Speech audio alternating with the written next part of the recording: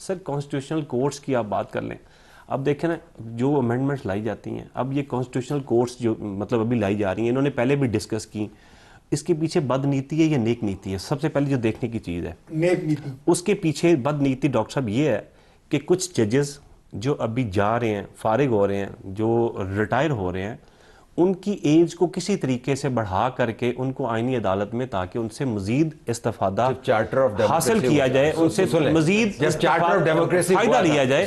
Sir ये सारी amendment की ये बात, चार्टर ऑफ डेमोक्रेसी जब साइन मैं ये सच्ची और तल्ख बात कर रहा हूँ आपके प्रोग्राम में बैठ के, नहीं अब मेरे इसमें कोई दूसरी बात नहीं है, लेकिन वो आपको सबाक, जब चार्टर ऑफ डेमोक्रेसी तय हुआ था उस वक्त ना आपकी पार्टी का ये हाल था, ना जजेस के ऊपर इस किस्म के इल्जामात लगते थे, ना सोशल मीडिया था, तब भी इन्होंने कॉन्स्टिट्यूशनल कोर्ट को कमिट किया हुआ है दोनों ने। बिल्कुल, तब हमारी पार्टी का हाल से मुराद की इतनी पॉपुलैरिटी नहीं थी, आज हाँ ऑब्वियसली है, ये आपकी बात ठीक है, मैं मानता हूं पॉपुलर, हाल से मुराद आपकी पॉजिटिव हाल होना चाहिए। मैं चाहता हूं कि आपकी पार्टी उससे भी ज्यादा पॉपुलर हो, लेकिन अगर आप ये समझेंगे कॉन्स्टिट्यूशनल तलत भाई आज इसको करवाने की क्या जरूरत है, ये आज से पहले क्यों नहीं करवाया? इस बात का जवाब बर्तानिया और अमेरिका में जल्दी क्या है, बर्तानिया और अमेरिका में ये गवर्नमेंट आज फॉर्म उम्र कितनी है ये बता दें। क्या ये पहले कट जोड़ ये गवर्नमेंट का नहीं चलता रहा, अलायंस नहीं चलता रहा अमेरिका में और बर्तानिया में, यूके में? मुझे नहीं पता, मैं बताता हूं। अमेरिका में देयर इज नो लिमिट, जो हाईएस्ट कोर्ट सुप्रीम कोर्ट में उसमें नो लिमिट, ठीक है जी। और 70 से 75 साल है यूके में। तो ऐसा नहीं है कि यहाँ पे कोई, अव्वल तो ये मैं ये नहीं कह रहा कि ये अभी करने जा रहे हैं हम नो लिमिट, प्लीज ये इसमें ये ना समझा जाए, लेकिन मैं आपको ये बता रहा हूँ इस बात को सामने अमेरिका में जोरा ममदानी जीत जाता है सर, वो अच्छी बात कर क्या रही है, और मैं भी तो उनकी मिसाल इसीलिए दे रहा हूँ कि वो बेहतरीन सिस्टम है पाकिस्तान को। लेकिन सवाल आपका अभी क्यों 27वीं तरमीम?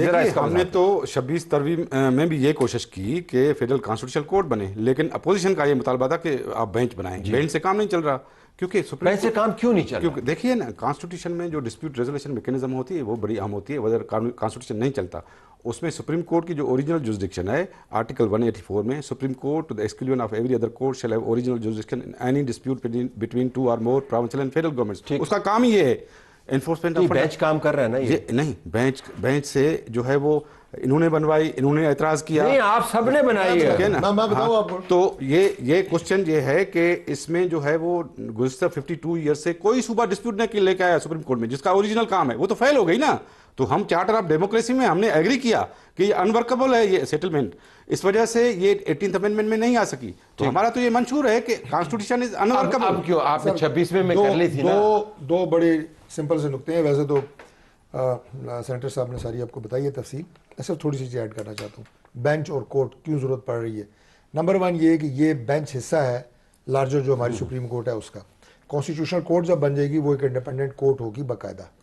दूसरी बात यह है कि इस वक्त जो आईनी बेंच में जजेस बैठते हैं वो दोहरा काम कर रहे हैं, ठीक, वो आईनी बेंच को भी देख रहे हैं, वो मेन सुप्रीम कोर्ट के केसेस भी सुन रहे हैं।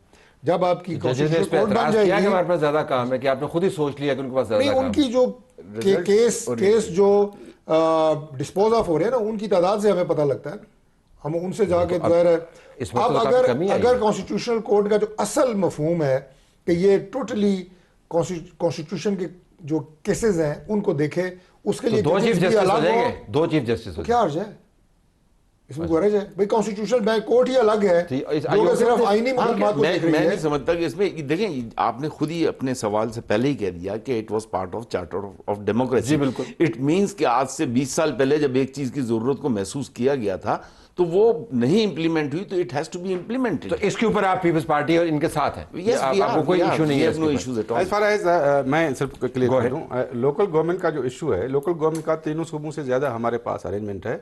हमने सुप्रीम कोर्ट के जजमेंट के बाद जो है लोकल गवर्नमेंट को अमेंड किया था, भाई भी हमारे साथ थे, उसमें सिर्फ पीएफसी भी हमने किया है, दूसरे सूबों ने नहीं किया है। तो पीएफसी अभी जो है वो इंप्लीमेंट नहीं हुआ, सिर्फ यही इशू है और उसको होना चाहिए। लेकिन जो है तो तीनों सूबों में क्या है, law is only as good as it is implemented. अगर इम्प्लीमेंट ही नहीं हुआ, लोकल गवर्नमेंट है, दूसरे सूबों में नहीं है, वो इलेक्शन ही नहीं करा रहे। हमारा तो पंजाब में यही मुतालबा था इनसे कि भाई आप लोकल गवर्नमेंट के इलेक्शन क्यों नहीं करा रहे? अभी एक लॉ बना रहे हैं, उस पर एतराज आ रहा है, फिर इलेक्शन कमीशन इलेक्शन नहीं करा रही। तो हमारे पास जो लोकल गवर्नमेंट का अरेंजमेंट है तीनों सूबों से बेहतर है। ये सिर्फ जो है वो प्रीच करते हैं ना, अमल तो नहीं करते। अमल तो हम कर रहे हैं। और सुप्रीम कोर्ट के फैसले के बाद हमने अमेंडमेंट लाई है इन जो कंसेंसस लेके कि ये अमेंडमेंट आनी आपका चाहिए। पॉइंट अब सर क्या है? लोकल बॉडी गवर्नमेंट जो है ना, मैं समझता हूँ कि वो इंतहाई ज़रूरी है गवर्नमेंट को फॉर्म करने के लिए, रन करने के लिए, चलाने के लिए, नीचे तक उनका टिलों तक पानी पहुंचाने के लिए। लेकिन बदकिस्मती से मैं ये समझता हूँ MQM ने बहुत देर से वहाँ पे शोर किया हुआ है। पंजाब में देख लें सर, पंजाब की गवर्नमेंट बनने को, जिस तरह की भी गवर्नमेंट है वो बात की बात है, लेकिन लोकल गवर्नमेंट की तरफ वो आई अब तो खैर मेरे ख्याल में अच्छा final अभी हो गया अभी ना आपका अभी law? अभी मैं बताता हूँ, इसी के ऊपर मैं बात करना चाहता था। अभी जो इलेक्शन कमीशन ने कहा कि आप इसके ऊपर करवाएं, वो वेरी नेक्स्ट डे उन्होंने अपना बिल ले आए और उन्होंने वो कह दिया जी दोबारा इलेक्शन कमीशन सारे नया बिल आया तो नई नहीं क्यों सर, मैं नियत की बात पहले भी की, इस यहाँ पे भी यही कर रहा हूँ कि वो नियत उनकी बद ये है कि वो अपना काम करेंगे, नियत खराब है। सर ऑब्वियसली Obviously बात सुने नियत खराब है। तलत भाई, सुने ना, पूरी बात होने देना, करेंगे, पूरी बात होगी तो उधर भी समझ आएगी। अभी वो ये करेंगे कि फिर उसको लंबा कर देंगे, दोबारा फिर नई हल्का बंदियां चली जाएंगी इलेक्शन कमीशन के पास। आपकी मालूमात है या आपके खदशात है? सर मेरी मालूमात क्या, मैं देखता हूँ सर, मैं डेली देख रहा और हूँ इल्जामात ये दोनों हैं। सर। अगर ऐसा नहीं हुआ, आप मेरी आज का ये रिकॉर्डिंग ये रख लें, नोट कर लें जी। और अगर इस तरह से नहीं हुआ तो विर्क साहब ने कह दी, जो सजा कहेंगे मैं भुगतूंगा सर। ये सर, टैक्स है सर, लिंगर ऑन करने के, ना करने के, चलाने के, और ये सारी गवर्नमेंट से ये करती हैं सर, माजी में भी करती हैं, अभी भी कर रही हैं। नहीं है इसमें, कोई सियासत नहीं है, बिल्कुल ठीक तरह से डिलिमिटेशंस होनी चाहिए। ठीक, पिछले इलेक्शन में MQM ने बायकॉट किया था बल्दियाती इंतखाबात का, क्योंकि MQM की डिमांड ये थी कि आपकी डिलिमिटेशन जो गलत हुई हैं उसकी वजह से बहुत सारी यूनियन काउंसिल्स जो हैं वो आपने गिनी ही नहीं है। हमने बायकॉट किया, उस पर कंडीशंस ये रखी गई, और इमीडिएटली आफ्टर द इलेक्शन जो रिजल्ट सामने आया, 53 यूनियन काउंसिल्स, हमारी एक डिमांड 75 की थी, 53 यूनियन काउंसिल्स कराची की नई ऐड हो गई। अब 53 यूनियन काउंसिल, मेरे ख्याल से गुजरांवाला में भी 53 यूनियन काउंसिल नहीं, तो आप चाहेंगे कि एक छोटा शहर जो है वो एड्रेस हो, आपके एड्रेस होना चाहिए सही तरीके से। Delimitation is very important. Election commissioner का क्या कर रहे हैं?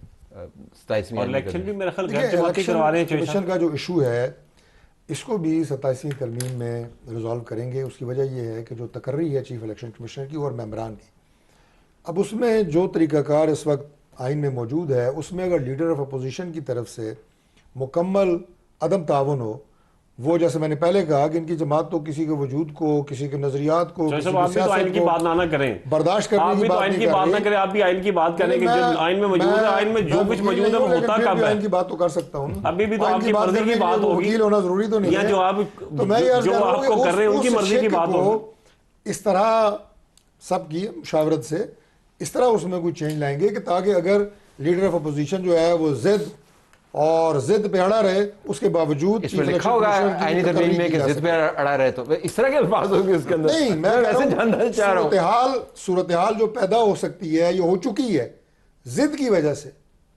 और एक कांस्टेंट जो है वो तो क्या होगा, रवैये की वजह तो होगा से क्या? फिर क्या होगा? तो उसका रास्ता हमारे कानूनी माहिरीन निकालेंगे ना, मैं तो नहीं हूँ कानूनी माहिर कि मैं आपको बताऊं कि क्या होगा। अब आप खबर लेकिन दे हाल दें तो रुके, निकाला यहाँ पे जाएगा, तय सारा किया हुआ। हाल निकाला जाएगा, पूछें आपको कानूनी माहिर मैं बताएंगे। समझता हूँ सर, कि जहाँ जो पे इनकी इलेक्शंस को डिसेंट्रलाइज किया हुआ है ना, लोकल गवर्नमेंट, प्रोविंशियल गवर्नमेंट की elections, even government of India act 1935 के तहत प्रोविंशियल जो है वो इलेक्शंस जो है सूबे कराते थे। यहाँ इलेक्शन कमीशन दाल बदीन यूनियन काउंसिल भी इलेक्शन कराएगी, कहाँ करा सकेगी, उसमें कैपेसिटी नहीं है। ठीक है, तो ये तो आप प्रोविंशियलाइज करें ना, आप बिल्कुल प्रोविंशियलाइज करें ना इसको। तो आपके जहन में कोई कैलेंडर है कि कब तक ये हो जानी चाहिए? कल की मीटिंग के बाद ही तय होगा? 27 ये तो गवर्नमेंट बताएगी कि कब। आपने अपनी मुशावरत की बात करें, आपके जहन में क्या ये गवर्नमेंट से पूछेंगे, गवर्नमेंट कहीं और से पूछेगी, फिर ये जवाब आएगा। हमारी मशावरत तो कल है, हमारी कल से ये गवर्नमेंट से पूछेंगे, गवर्नमेंट कहीं और से पूछेगी, फिर उसके बाद फिर दोबारा चीजें होंगी, तो फिर उसके बाद आपको तो पता है प्रोसीजर कैसा है ना, आपके यहाँ हम देख रहे हैं, आपसे बेहतर कौन जानेगा? सर हमसे बेहतर कोई नहीं जानता, हम देख रहे हैं, हम आपसे डेली बेहतर देख कौन रहे हैं जो हो रहा है। कैलेंडर है कब तक हो जाएगा? साल के आखिर कैलेंडर, आप 87 तरमीम की बात कर रहे जी हैं। जाहिर। देखिए कैलेंडर उसका इसी वक्त हम दे सकते हैं जब उनकी CEC की मीटिंग हो जाए, जो कि कल है, और उसके बाद मुशावरत होगी, लेकिन अगले हफ्ते में पास होने के इम्कानात हैं। लेकिन इसमें मैं अगर इसमें मुशावरत के लिए 7 दिन बाकी। देखिए, फॉर द इंटरेस्ट ऑफ आवाम के इंटरेस्ट के लिए आपका सबसे सवाल ये बनता है कि क्या इसमें आर्टिकल 148 की अमेंडमेंट आनी चाहिए या नहीं आनी चाहिए। ये मेरा इंटरेस्ट नहीं है, किसी का ज़ाती इसका जवाब दे दें आप। ये अवाम का interest इसका जवाब पीपल्स पार्टी, एमक्यूएम, हमारी जमात के लोग और दीगर हमारे इत्तेहादी बैठ के जब एक बंद कमरे में constitution room, committee room number 5, वहां पे मेरे तरफ सवाल किया था ना, वो कह रहे हैं जवाब आप सारों ने तलाश सर रूम नंबर इन्होंने 5 करना की है। जगह पे डॉक्टर साहब वैसे ही बता दें, रूम में बैठ के जब बात करेंगे तो तब फिर ये बोल के Room number दिखाएं, five, I have to leave it तब there. ये बोल के दिखाएं। बहुत एक्साइटिंग टाइम है पाकिस्तान में आने वाले चंद दिनों में, लेकिन हफ्ते की एक डेडलाइन है। देखते हैं हफ्ते के अंदर कितनी मुशावरत के बाद क्या क्या चीज़ें तय होती हैं।